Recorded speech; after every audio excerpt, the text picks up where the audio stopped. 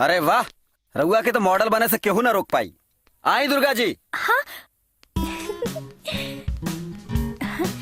एजा। हाँ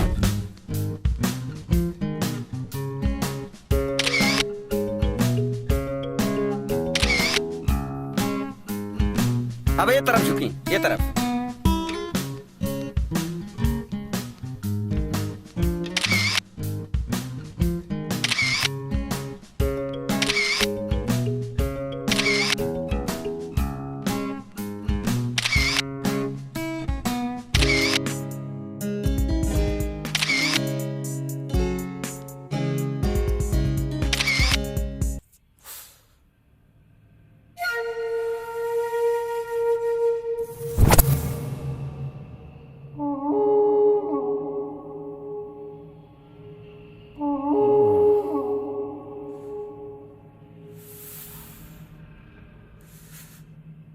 वाह, कौन पियाई लेकी एकदम अरेबियन घोड़ी जैसन लागतिया।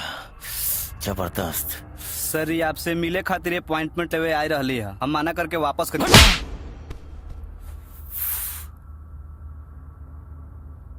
अरे बुड़बक, बीज देख के बारिश ना आवेला, बारिश देख के बीज डालल जाला।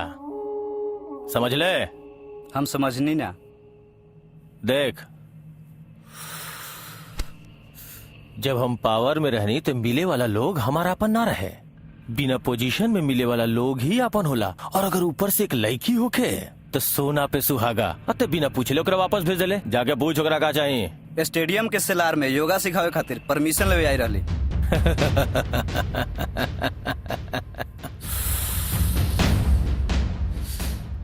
अगर घुड़सवारी करावे खातिर तैयार बिया तो सेलार का पूरा स्टेडियम ओकरा नामे कर दे।